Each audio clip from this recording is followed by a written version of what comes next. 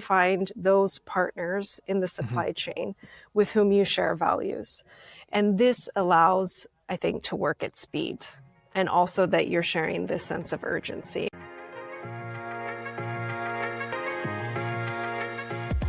Hi people, welcome to another episode of the Sustainability Leaders Show. I'm Max, co-founder of TSC, and I am your host today again. Every episode, we bring you insights, success stories, and practical advice from top sustainability leaders around the world driving sustainability in their organizations. And today, I have the pleasure of speaking with Aurelia Figueroa, Chief Sustainability Officer of Breitling, one of the most prestigious luxury brands in the world. And today, we are going to discuss how Breitling is leveraging sustainability as a major driver of value, not just as a buzzword, but as a real competitive advantage. Aurelia, welcome to the show. Pleasure to have you here. Hi, Max. Thank you so much for having me, and it's great to be with you and the listeners today. So Aurelia, let's dive right in. The luxury industry has often faced criticism for its environmental and social impact, with very recent scandals like the Dior sweatshop issue in Italy highlighting the dark side of luxury. What has been your experience with turning around that perception in the luxury market, and how does Breitling approach transparency in the wake of such scandals? Yeah, it's a great question, and I think it's a really interesting and pivotal moment for the luxury industry. Indeed, we have pressures coming from many different sides, and we also have some opportunities that are peeking through the clouds as well. Long story short, I think that consumers have never been more aware or more keen to know more about their products and the origins from which they were produced than right now. This is, of course, a huge opportunity for sustainability that I think brings in a new paradigm of value creation. So I think that really the opportunities for luxury brands, and certainly for Breitling, is to really engage proactively in transparency. And we see, of course, that regulations are catching up with societal values and consumer demands in creating new frameworks for transparency and traceability. There's numerous regulations that I could name off in an alphabet soup if I wanted to. Maybe we'll get into that later. I won't open that Pandora's box right now. But long story short, I think it's a fantastic opportunity to add to the intrinsic value of luxury, to deepen the quality narrative by taking a step beyond to really consider how, where, by whom the materials that are found in our products are produced, and then really being able to enrich the storytelling with that, while, of course, following and achieving sustainability objectives that we've set for ourselves. Very true. Couldn't agree more. I think there is a huge opportunity right now also to capture that demand.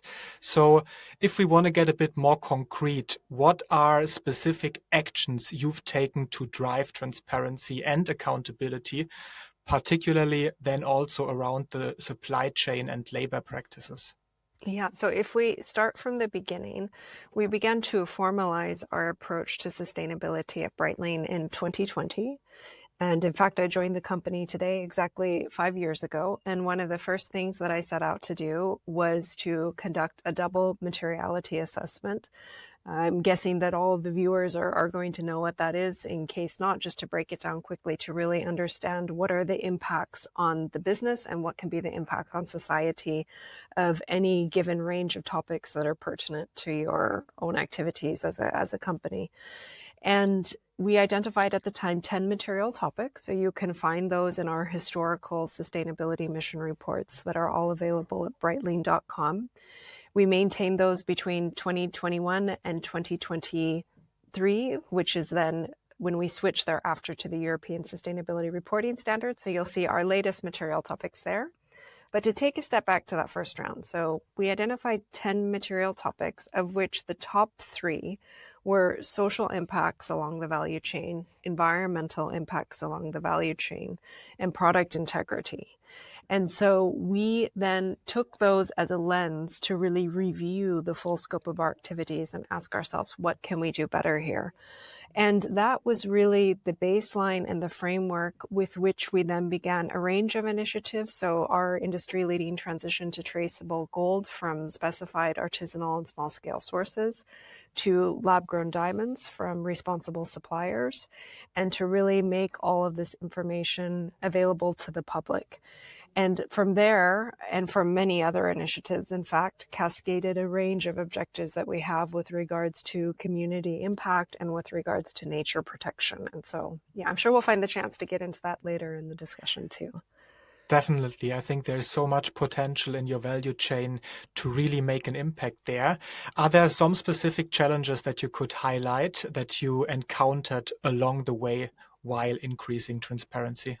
Oh, absolutely. The challenges were there at each step along the way, and what was really key to be able to address them was to be able to find the partners who really shared our values, who, like us, I mean, it's not a perfect story. We have all of our work cut out and ahead of us, and at first, we needed to simply just be able to understand who is ready and willing to support us in our efforts. So who actually can facilitate this traceability among the refiners with whom we work, among the range of potential gold suppliers, among our tier 1 suppliers who are finalizing some of the components for our product. And then to be able to understand what are the opportunities for us to work together on a range of topics related to social and environmental impact. And then how do we really enable this traceability? So how do we make use of blockchain? How do we really record our efforts along the way? And most importantly, how do we set a roadmap for improving our activities as we move along? And I think what was then really key to us is being able to identify those counterparts who really share our sense of urgency. Yeah, I mean, when you created all of these baselines and right now have the transparency in your value chain, I think then there is a lot of improvement potential also when it comes to value creation, right? I mean, sustainability, especially in the latest years, has been often seen as a cost center. But what you've demonstrated at Breitling in the recent years is actually that it can be seen as a value driver, and especially with the recent backlash against sustainability regulations with the omnibus, I think this is more important than ever to really make the case for sustainability in order to get not only the stakeholders on board, but then also to convince the board of the fact that sustainability is actually something that will not go away. So can you share some specific examples, like, for example, the development of sustainable products that created tangible value for Breitling? Yes, absolutely. So I think what's important, first of all, to say is that when we released our first product in this scope, so that was the Super Chronomat 38 Origins. I have the pleasure to wear it right here. It's my favorite watch. It has so much storytelling behind it. I've been directly and personally to work with the suppliers who supplied the gold, who supplied the lab-grown diamonds. I know by name the people who were involved in the production, and I know them, more importantly, we know each other very well. And we have a very good exchange that is still ongoing, especially for the purpose of achieving our sustainability objectives. And I think that what was really essential in that regard was to be able to understand, like I mentioned, through the double materiality assessment, what are the demands of a broad group of communities with whom we work, of customers, of suppliers, of employees, of sustainability experts, representatives from the media, watch collectors, which is exactly what we did. And I think what was so fascinating is to see that even among this disparate group of individuals, it was about 100 people worldwide, is that we had the same desires. And I find that astounding because I view sustainability actually as the great unifier. I think that polling is consistently showing we want more nature protection across the political spectrum, just to give one of many examples. And I think that we, in the end, probably have more similarities when we think about outcome here than we might anticipate. And to be able to then talk about value, for me, it goes back to the plural values. So really being able to clearly understand what were our objectives, to keep those in mind as we proceeded. And I think that that allowed us to create something that was incredibly authentic. And we were not trying to create something that we had been told to create. We asked for what were the important objectives. And then we turned to ourselves with the brilliant minds in Breitling. I mean, there are numerous counterparts here that really guided and shaped the work that we've been able to deliver. And it's been really a full house effort that we've made. Then we were able to create something that was of genuine value and interest to the consumers. And so in case of those products that we are now releasing to the market with traceable diamonds, lab-grown diamonds, traceable artisanal gold, we see that they have an extraordinary rate of turnover. So they're really exiting the sales floor much faster. Can we attribute that entirely to sustainability? To speak very frankly, we haven't made such a highly methodological approach to be able to understand the role of sustainability in that. But these were products that were designed with traceability, with sustainability aspects fully in mind, and we see that they're performing extremely well in the marketplace. So, I mean, this is one clear example that we have of these attributes then contributing to value creation. Yeah. So you especially leveraged those attributes and all of the traceability that you did for the marketing purposes, and this is also why the products are so well perceived in the market, as I understand. Exactly. And we really built that in from a perspective of traceability. So we appreciate that sustainability is a subjective topic. So we really wanted to, more than anything, empower the consumer by sharing information on a very open and transparent basis about how the sourcing was done, what are the impacts of that, who has been involved, what are their qualifications, and what has been the achievement to date, and then being able to share that with the consumer so that they can then be the judge. Is this meeting my own sustainability expectations in the end? Oh, that's super interesting. So could you maybe entertain a bit that thought? So what lessons did you learn during this product development process, and how did you factor in maybe sustainability into the decision making? Yeah, no, I mean, I think it's fair to say it was really occurring throughout. And the lessons that we've learned have certainly been manifold. I mean, I think the most profound one is to really, and I know I'm a bit repeating myself from what I said earlier here, but it's really to find those partners in the supply chain with whom you share values. And this allows, I think, to work at speed. And also that you're sharing this sense of urgency. And that was important because we were able to come to the market first. We do have this first mover advantage. It was a bit of a close run, so that extra months that we added in did matter in the end.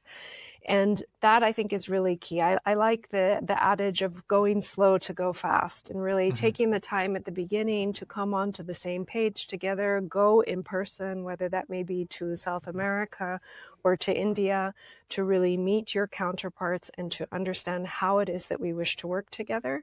And I think I found that really just enables the process moving forward in a very supportive manner. And with regards to the product development, I mean, we really considered this from the very beginning. I mean, what was also the quality attributes of the watch? And we have design wizards at Breitling who were really able to contribute the full extent of their genius so that we could come out with an extraordinarily beautiful product. It wasn't anything that was less premium than our other watches. Quite the contrary, it is a really extraordinary and beautiful watch. So we really lent the full extent of Breitling capacity to the design. And then we were able to take in considerations like the lab-grown diamonds, the size that we would be able to use for those, and other attributes to really make sure that this watch was living up to the values of the supply chain that we created behind it. That's a beautiful example of how you can actually leverage sustainability to gain a competitive advantage. And then being a first mover, especially in such a traditional industry like luxury, I mean, of course, it comes with rewards, but it also comes with a lot of risks. So what's been your experience with the burden of going first at Breitling, and how do you balance that with the opportunities for growth and innovation? Yes. So to speak maybe first on the tradition part, and it's amazing because, we just celebrated at Breitling last year our 140th anniversary. And I find that the opportunity to combine sustainability with tradition is a great one, because it brings up for me a fundamental consideration of, while we collectively as a society have done a lot of harm, there is value in some things and many things that we have created that needs to be maintained. So really moving cautiously in that place of sustainability and using tradition, using heritage, using storytelling to bring us forward into this new sustainability paradigm. And I think that's something that we've done extraordinarily well at the brand. Another great example of that that comes up is the shift from an aviation perspective. So Breitling has a storied history in aviation, and that's something that we certainly maintain within the brand.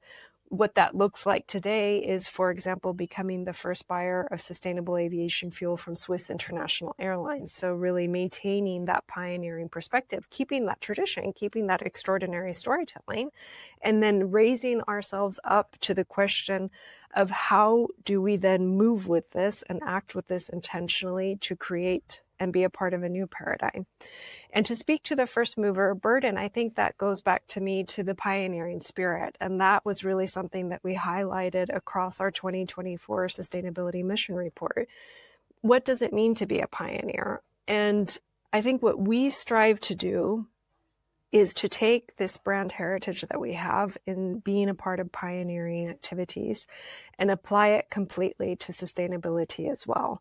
So I gave the example, already of becoming the first buyer of sustainable aviation fuel from Swiss International Airlines. That could also look like becoming the first buyer from Climeworks, of Climeworks Solutions, which we also did this time last year in 2024.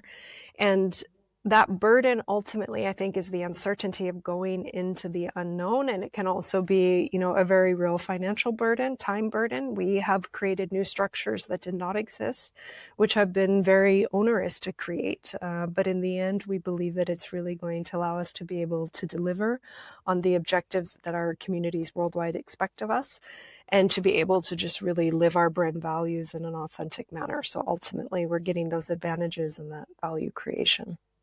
Yeah, of course. I mean, taking big risks then often comes also with gaining big rewards. But anyways, it has been a bold step, right? You enhance the brand, you develop the brand further and added to it the sustainability aspect. And it turned out to be pretty valuable for you. But then again, often sustainability leaders in other companies are a bit hesitant to take bold steps because, of course, there is also risks involved. So how have you convinced the top management, or if you even did that, but how did you approach that while working together with the top management and other stakeholders at Breitling to take action even when the path forward isn't always clear? Yeah. I mean, one thing I should definitely say is that we have a top management that's very sensitized and very aware of sustainability topics to begin with, which was just an extraordinarily leg up. And I mean, the best example of that is by far our CEO, Georges Caron, who is on top of the game on sustainability and, constantly pushing us to do more. And as well, our shareholders, to whom sustainability is very important. So this was an extraordinary baseline to be able to leverage for the direction of the sustainability strategy. And what was really helpful to guide the discussions that we had among ourselves is to have this double materiality assessment. And for anyone who hasn't conducted that, I mean, whether you are party to the Corporate Sustainability Reporting Directive or not, I highly recommend to conduct this exercise because it provides the fundamental roadmap to prepare your initiatives. And if I may say, not only from a sustainability perspective, from a broader corporate strategy perspective, and that really gives, I think, the clear pathway to achieve your objectives from which everything then needs to cascade. So being able to go in the original case in 2020 to the Breitling management team, and to share that and to see that we had alignment among our stakeholders was very powerful, especially since it was a representative group. And that facilitated for us an alignment among what are our values, what is it we wish to achieve, how do we wish to operate. We wish to operate with transparency. We find that traceability is very important. We really wish to have a tangible, meaningful impact on environment and society. And then that's a pretty good and clear structure and framework where then you basically need to fill in the gaps and then, begin to actually just do the work. Yeah, that's true. First of all, if you have a management that is already convinced from the get-go, that's an amazing baseline to have. And if you then are fortunate enough that this double materiality process is really done by a group of representative stakeholders, it can really bring the company together and align everybody on a good baseline to then think about what can we do to actually improve the company going further. Maybe can you share a moment when being a first mover paid off in ways you hadn't anticipated? Because that's one of my favorite questions to ask. There are so many cool side effects that could surface. Is there anything? Oh, absolutely. So when we released the Super Chronomat 38 Origins in October 2022, we were able to achieve over 500 media articles in 1 month. Which was really kind of extraordinary. There was such a demand for this storytelling. We had 3 articles in the New York Times in 1 week, and we were really taken up by the top outlets which I think just really gives credit to the fact that this is what we're caring about as a society. And we were really able to tap into these key issues that are of great shared interest. And I think that it's fair to say, I think we were all very pleasantly surprised, borderline shocked by the response that we got. I remember that I took November 2022. I was basically on, 4 to 6 interviews a day. It was really extraordinary, the response. And that felt like a real endorsement of not us, but rather our stakeholders and our community groups who provided their input, and then to the approach that we were able to define in order to meet that. Yeah, that's such a great role model case. If you really are able or willing to take bold steps, how this can pay off and really amplify your brand's reach in such a short amount of time. That's a cool product launch. Congratulations again. Thank you. Thank you. So now we know that you actually accomplished what many people or many sustainability leaders want to. You embedded sustainability at the core of the company strategy and at the core of the culture. Otherwise, such a product launch wouldn't have been possible. So let's maybe dig a bit into some real world challenges you faced while doing that, and then maybe also some lessons learned that you can share for our listeners. Yeah, sure. Maybe to take a step back, you've given me a lot of credit, but I definitely want to say that. So when Breitling was sold in 2017 to CVC Capital Partners and the new management team led by Georges Kern came in, they really determined at that time to have the brand lead in the neo-luxury paradigm, which is casual, inclusive, and sustainable luxury. So I just want to make a footnote, which is an important one for me, that the brand had really already adopted that sustainability would be core to this. And then I was so fortunate to be selected to come in and to really lead and formalize our efforts beginning in 2020.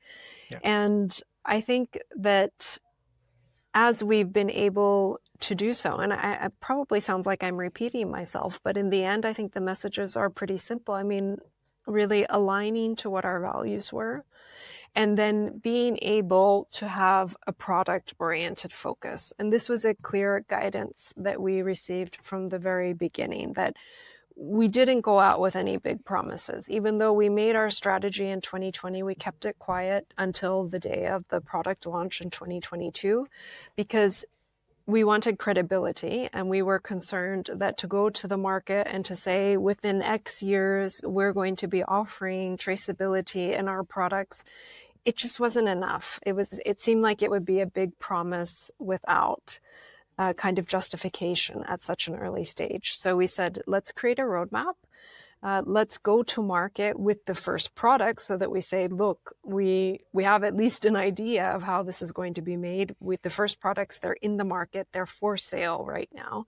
This is our overarching strategy. This is what we're going to achieve in the next 3 to 5 years, or in the case of our climate targets, and in the medium and long term as well. And this is how we foresee that we're going to be able to get there. All right. So what were the common pitfalls you've encountered along the way? Yeah, I mean, it was a bit of, in some cases, building the plane while flying, and we had to develop, like I said, just really new frameworks. I mean, what was the practical process in order to most efficiently gather all of the documentation that we needed to evidence the traceability and to really streamline these processes for our suppliers, and to understand what was the nature of maybe more forward-thinking documentation and evidence that we wanted to use to really document that. I mean, I would say probably also a lot of learnings from the testings phases, how we could have made those more efficient, which is something I think that we can see only in retrospect, and we've used that to improve our processes meanwhile, for sure. So I think those are some of the main topics that come up for me in terms of potential pitfalls. All right. And what's the one lesson you've learned that immediately comes to mind? Oh, it's a great question. I would say have the difficult discussions first. You know that kind of that topic where you kind of go during the day and you kind of finish your other work, and then it comes around at the end. I would say do the hard thing first. That's a that very is my good tip. advice. That's cool. So, I mean, sustainability isn't just about quick wins, right? I mean, you demonstrated that perfectly well. It's really about creating lasting change. So how do you ensure that your sustainability initiatives at Breitling are scalable and will continue to create value long after the initial excitement fades, for example? Exactly. So I think that goes back to what I mentioned before. So being able to come to market with the first pilot, and on a broader perspective, always to work on a pilot basis. And that was something that I probably left out in the lessons before. That's been really key for us. We never tried to eat the whole cookie at once. We always began with a pilot, and that allowed us to move fast. That's a basic learning, but I would be remiss if I didn't mention it. And I think that, these efforts are really strengthened then, to go back to what I shared before, being able to have this first evidence to give everyone confidence.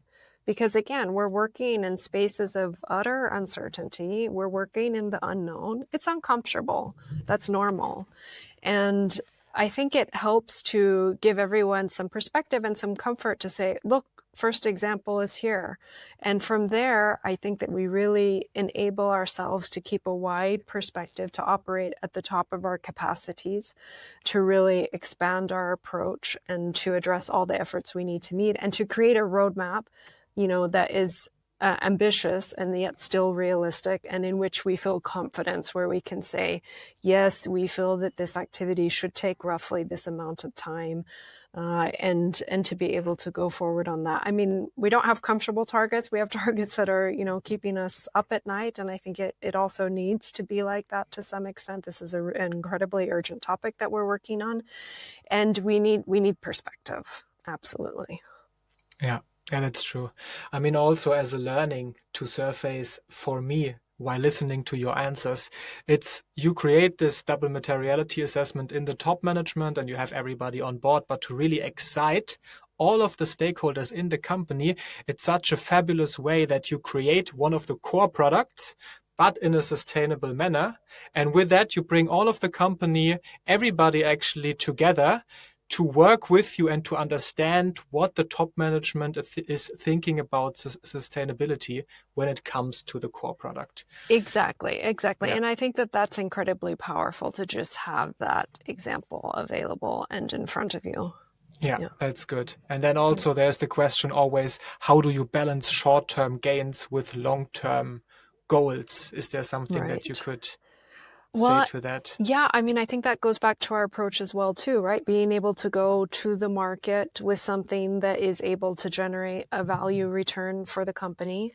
And meanwhile, then using that as an opportunity to really describe what our targets are. And I think that in the broader sustainability space, we got into the target spree 2020 to 2022, where everyone and with all good intentions, I think in most cases was coming to the market with a more and more ambitious target on a kind of regular basis.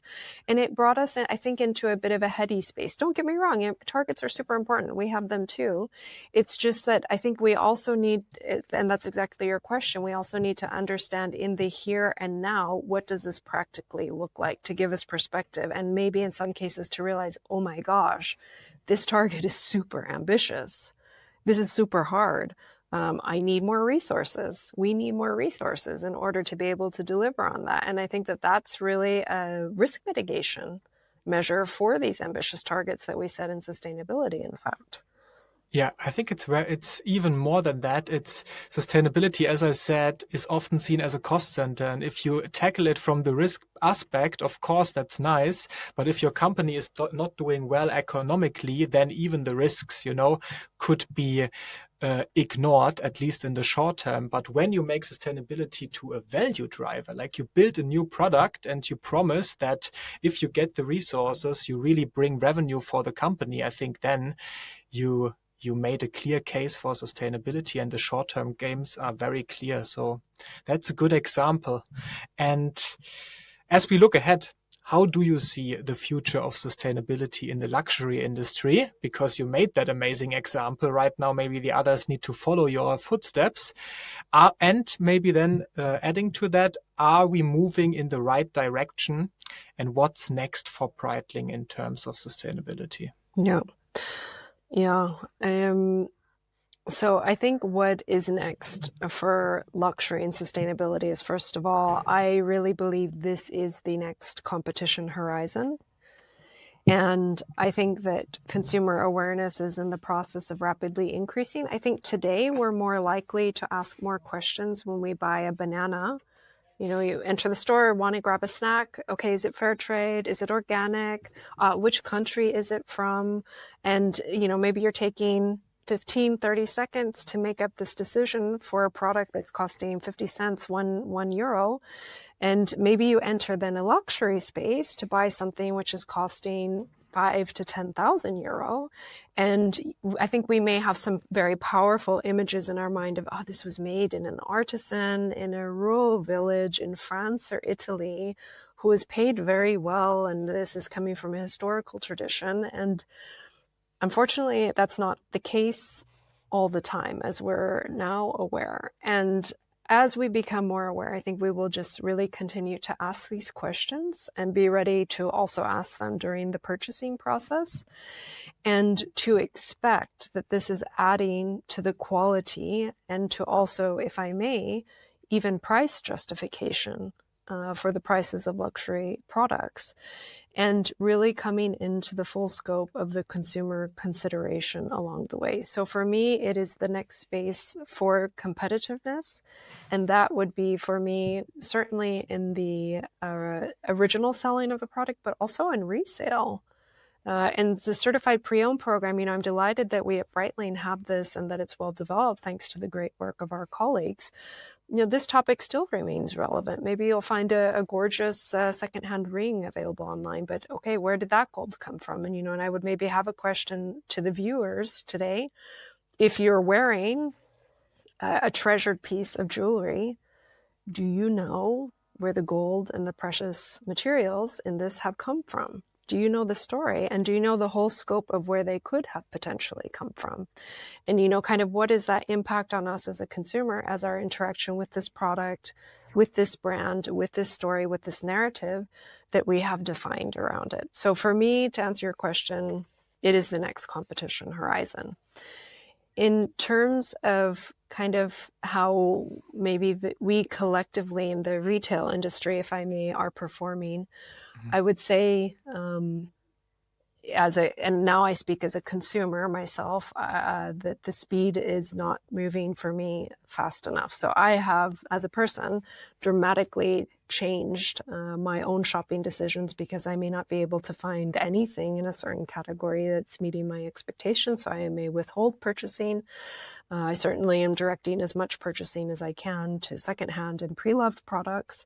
But again, still wanting to be able to understand more about the background there. Nonetheless, I think that we're going to get there. I think that the consumer citizen is in the process of retaking their crown, their tiara, and is going to be really key in shaping decisions across the retail industry and really driving that. Meanwhile, we also have regulations that are informing how we're proceeding. And to be very frank, I do have hope for the outlook. I think that we are collectively as a society in the process of answering some important questions about what we value and the future that we wish to have. And I wish us all the very best in kind of refining those questions and being committed to answer them through all of our actions in our daily life. Yeah. Couldn't agree more. I mean, I love the appeal to all of the customers. I think there is a big potential that everybody is thinking about, okay, what are the decisions that I can influence in my consumption? But then again, as you rightly pointed out, it's great to have such a first mover as Breitling, because right now we have such a product as the Origin watch. And you as the consumer right now have first time the opportunity to decide, hey, am I going for that sustainable watch or am I going for the normal watches? And this is great to see. And I hope that we see many, many more great examples, especially in the luxury industry, in the coming years from there. So thank you very much for that great summary of our call. And maybe before we wrap up, let's zoom a bit out. What's one piece of advice you'd offer to fellow sustainability leaders who are working to make sustainability a core part of their business? I think that it would be to facilitate in an as objective manner as you possibly can, and the reason I say that is I think we as sustainability professionals, we can have so much of the destination in mind that we want to move towards.